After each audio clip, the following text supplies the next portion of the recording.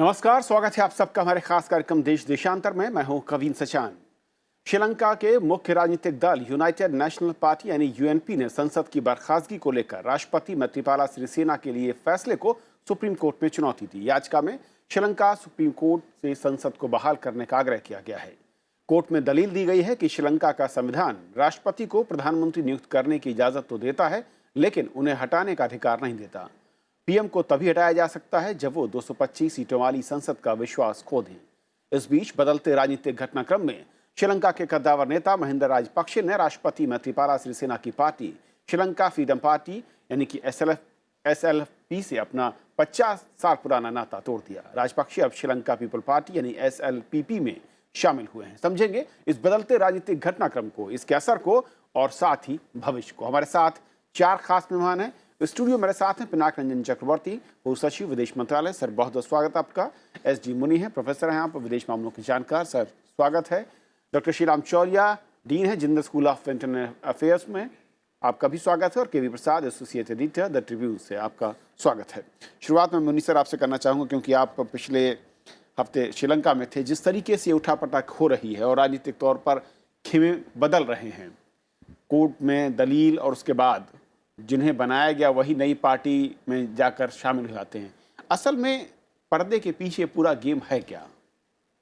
पर्दे के पीछे सत्ता का गेम है, सीधी सादी बात यह है। सिरिसेना ने जो कदम उठाए हैं वो संवैधानिक रूप से बहुत वाजिब नहीं है, लेकिन कॉन्स्टिट्यूशन में कहीं न कहीं कन्फ्यूजन है और उस कन्फ्यूजन का उन्होंने फ़ायदा उठाने की कोशिश की है, जिसका फैसला शायद कोर्ट करेगा।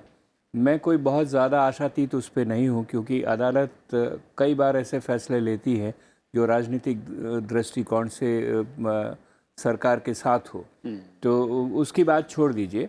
राजपक्षे जो नई पार्टी में गए हैं वो नई पार्टी नहीं है, वो पार्टी उन्होंने ही बनाई थी, खुद उसमें शामिल नहीं हुए थे। अपने भाई को उन्होंने आगे किया था, बासिल को, और वही इन्हीं लोगों से एसएलएफपी के लोगों को तोड़कर और दूसरों को मिलाकर एक उन्होंने पार्टी बनाई थी, तो वो अपनी पार्टी में वापस गए हैं। लेकिन उसका सबसे बड़ा संकेत ये है कि वो अपने आप को सिरिसेना के साथ जुड़ा हुआ नहीं दिखवाना चाहते, और ये सबसे बड़ा संकेत मेरे ख्याल से राष्ट्रपति सिरिसेना को समझना चाहिए। जब हम थे कोलंबो में वहाँ पर तो सभी लोग कह रहे थे कि एक वक्त आएगा जब राजपक्षे सिरिसेना को छोड़ देंगे, और जो सिरिसेना काम कर रहे हैं वो बहुत अच्छे ढंग से नहीं निभा पाएंगे। अब सीधा फैसला चुनावों पे है, और चुनावों में क्या होगा, मैं समझता हूँ कि कोर्ट भी शायद अगर ये कह दे, मुझे ताज्जुब नहीं होगा, ये कह दे कि जनता के सामने जाना है तो जाइए, जो जनता कहेगी उसको मानेंगे। संविधान के धाराओं को इंटरप्रेट करने से क्या फ़ायदा है अभी? तो अंत तो गत्वा चुनाव होंगे, और जो चुनाव होंगे उसमें सिरिसेना और राजपक्षे ये समझते हैं कि दोनों मिलकर बहुत आराम से वो जीत जाएंगे, क्योंकि पिछले जो लोकल बॉडीज़ के चुनाव हुए थे फरवरी में या अप्रैल 2018 में, उसमें राजपक्षे बहुत अच्छी तरह से जीते थे।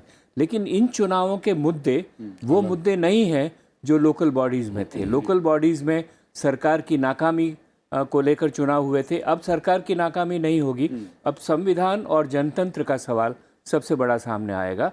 और रनिल विक्रमसिंघे अपने आप को एक प्रताड़ित नेता के रूप में प्रदर्शित करेंगे कि देखिए मुझे संविधान को तोड़कर मुझे हटाया गया, और एक एज ए विक्टिम, और उसका क्या असर होता है वो देखने को लगता है। लेकिन बातें पेचीदा है और देखना चाहिए क्या होगा।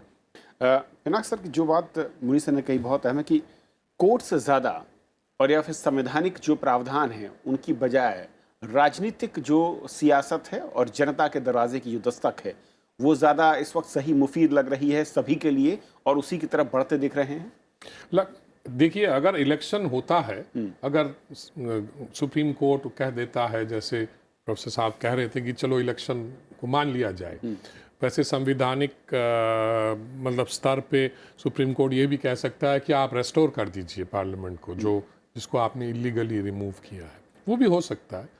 पर अगर इलेक्शन हुआ, जो मुझे लगता है होने वाला है, तब उसमें जो मुद्दे हैं तो उसमें वो मुद्दे आएंगे, रनिल का रोल आएगा। पर रनिल के रोल में भी ऐसा बात नहीं है, यहाँ पे कोई ब्लेमलेस नहीं है, जितने भी मतलब मेन प्लेयर्स हैं। रनिल साहब ने जो इकोनॉमिक और काफ़ी कुछ जो वहाँ पे स्कैम्स वगैरह हुए हैं वो भी उनके मतलब खाते पे जाएगा, क्योंकि अब वो मार्टर के हिसाब से आएंगे सामने कि मुझे तो गलत तरीके से निकाला गया। पर उनके खिलाफ और भी मतलब चार्जेस हैं। एक तो सेंट्रल बैंक गवर्नर जैसे के साथ वो जो उन्होंने जो एक स्कैम सा है उसको दबाने की कोशिश करी। उधर एक मुद्दा और भी था कि बीच में श्री सेना ने एक र्यूमर चला दिया कि मुझे RNAW वाले मतलब असैसिनेट करना चाहते हैं, और वो मुद्दा फिर वो रनिल के साथ वो जुड़ गया कि रनिल ने उस पर कोई कार्रवाई नहीं करी। तो मतलब ये सब पेचीले मामले वहाँ पे हैं।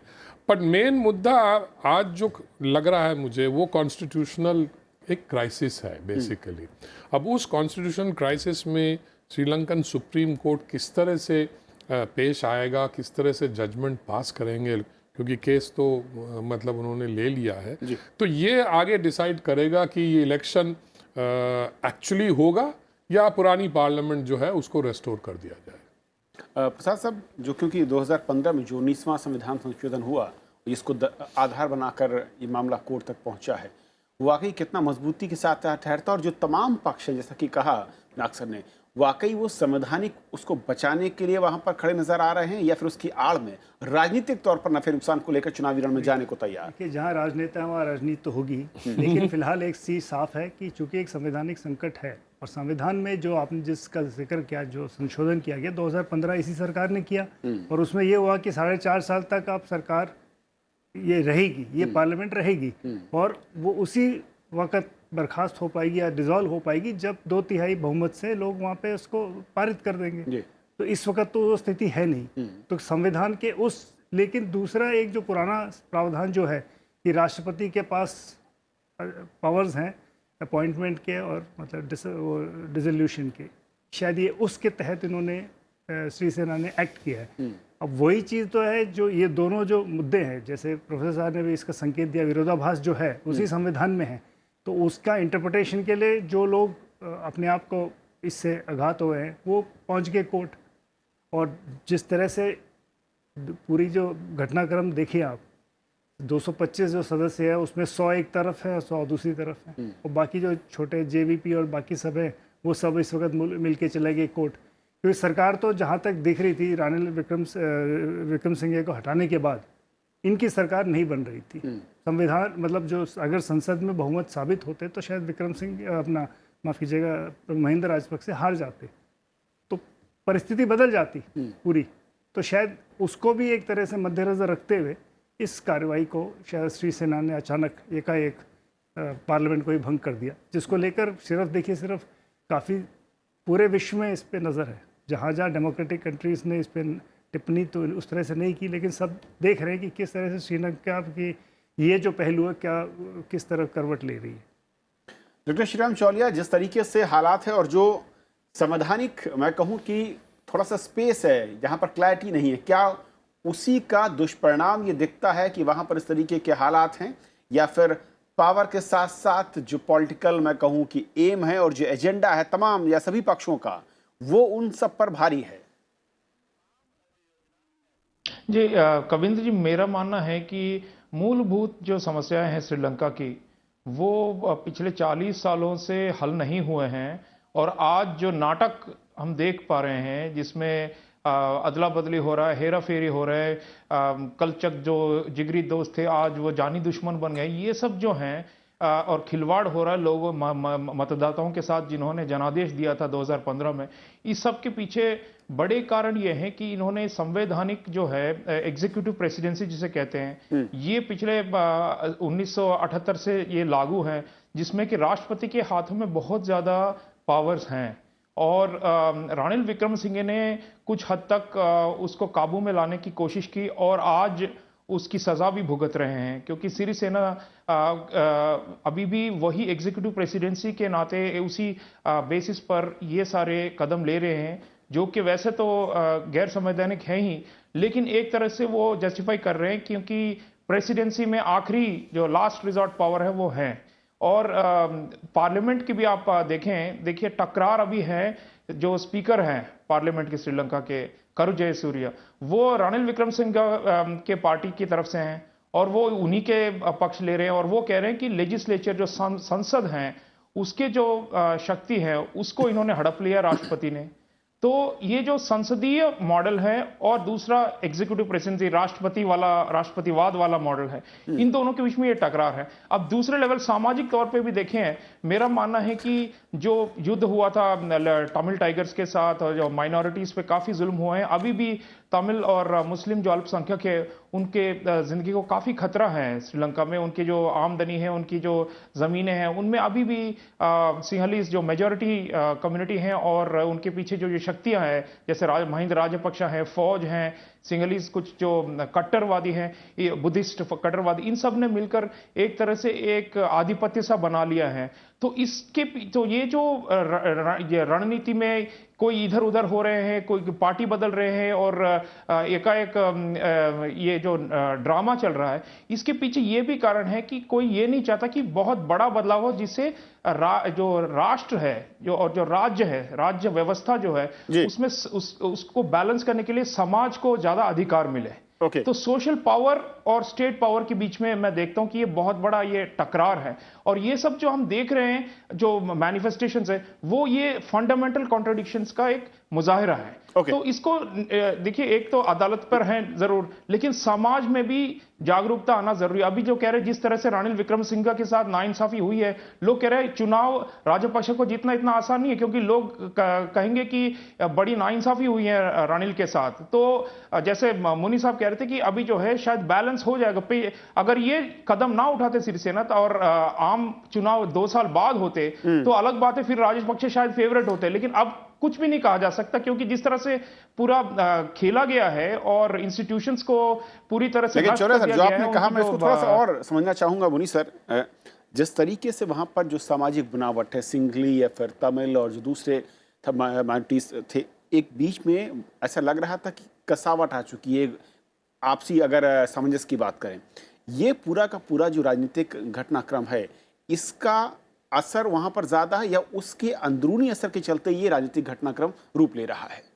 नहीं, देखिए, मैं राजनीतिक घटनाक्रम जो है उसमें व्यक्तिगत सत्ता का स्वार्थ बहुत बड़ा फैक्टर है। पहली बात तो मैं आपको ये बताऊं कि जो 19th अमेंडमेंट है जिसका वायलेशन सिरिसेना ने किया है, वो अमेंडमेंट सिरिसेना के नेतृत्व में लाया गया था। पहली बात इसलिए लाया गया कि सिरिसेना और विक्रमसिंघे जब इलेक्शन में गए थे तो उन्होंने कहा था कि जो एग्जीक्यूटिव प्रेसिडेंसी वाला सिस्टम है उसको कर्व करना पड़ेगा, जो राष्ट्रपति की ताकतें, शक्तियां हैं, उनको सीमित करना पड़ेगा। उसके लिए ये लाया गया था। दूसरी बात, सिरिसेना ने चुनाव होने के बाद में, पहले भी और बाद में होते ही, उन्होंने कहा मैं सिर्फ एक टर्म तक प्रेसिडेंट रहूंगा, उसके बाद मैं नहीं रहूंगा। तो उन्होंने ये दिखाया कि मुझे सत्ता का लोभ नहीं है।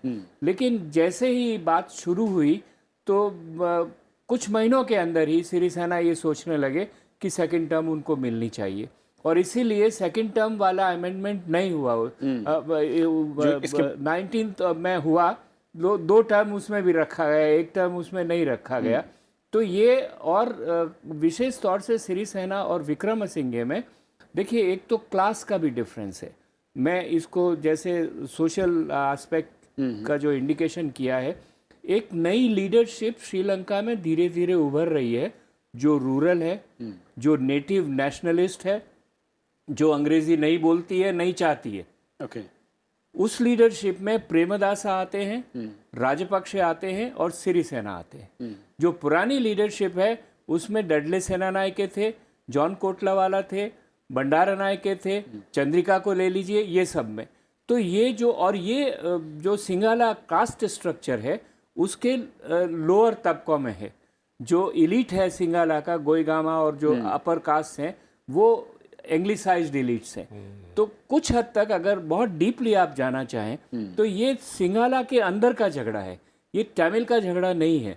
तमिल के झगड़े को उन्होंने हल नहीं कर पाए हैं। 2009 के बाद में राजापक्षे को करना चाहिए था, कुछ नहीं किया।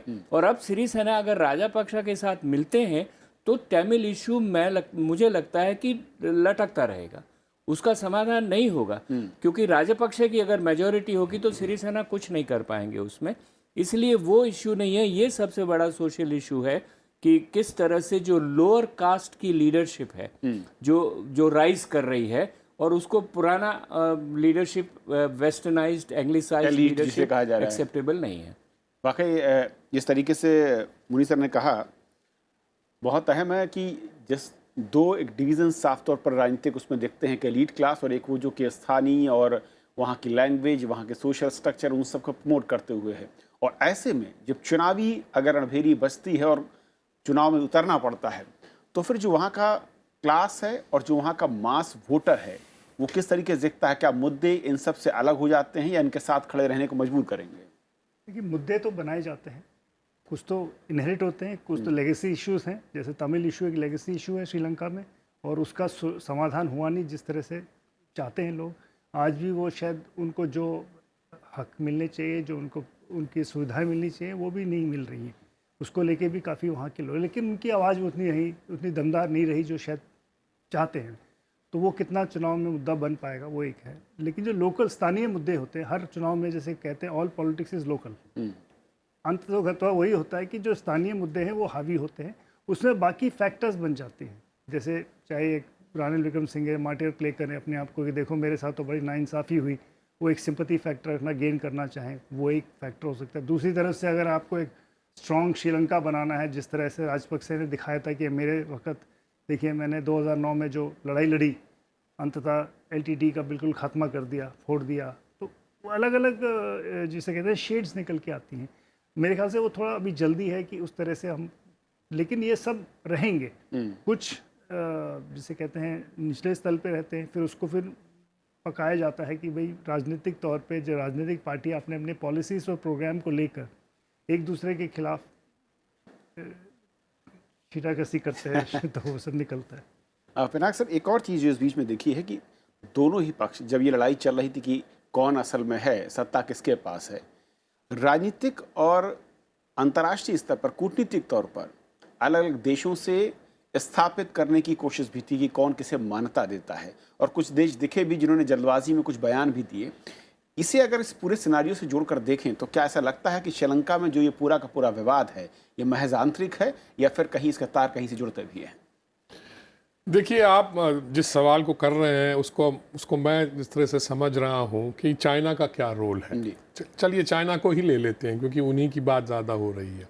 अब राजापक्षे और चाइना के साथ पुराने रिश्ते हैं, अब वो मालूम है, उसकी हिस्ट्री तो बड़ी क्लियर है। तो चाइना ने काफ़ी साफ तौर से उनको सपोर्ट किया है, इस मुद्दे पर भी सपोर्ट किया है, प्राइम मिनिस्टर बनने वाले मुद्दे पर भी।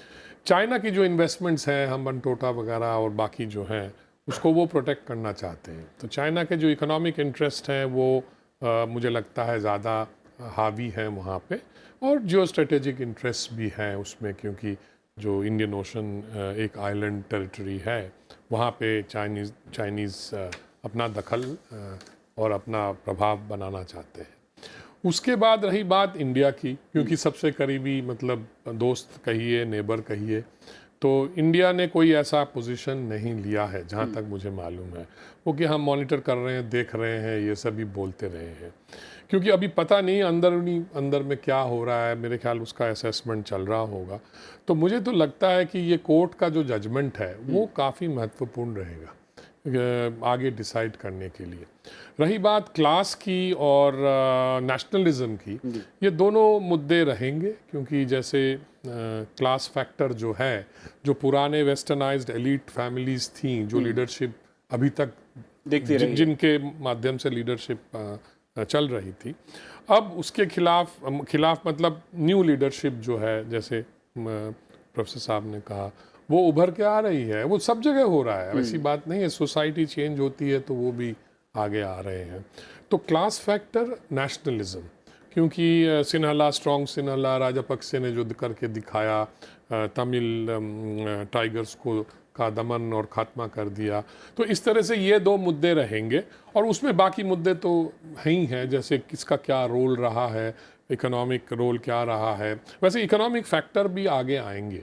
रानिल जी के जो प्राइम मिनिस्टर होते हुए जो इकोनॉमिक जो क्या कहते हैं, इकोनॉमिक में जो घाव लगे हैं वो काफ़ी गहरे हैं, क्योंकि श्रीलंकन इकोनॉमी थोड़ी नीचे गई Down है। की तरफ गई। हाँ, उनके रेट्स ऑफ एक्सचेंज में भी फर्क पड़ा है, काफ़ी उसमें धक्का लगा है।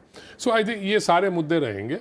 अब आगे श्रीलंकन वोटर किस मुद्दे पर वोट करेगा ये कहना मुश्किल है। श्रीराम चौलिया, बहुत संक्षेप में सर, कि जिस तरीके से ये पूरा घटनाक्रम है और अभी भी कोर्ट पर निगाहें हैं, लेकिन कोर्ट के फैसले के बाद अगर स्थिति वापस वहीं पर आती है और ये जो भंग करने की सिफारिश से खारिज किया जाता है, तो एक बार फिर से नए दोस्त, नए गठबंधन, लेकिन उसका भविष्य क्या हो सकता है?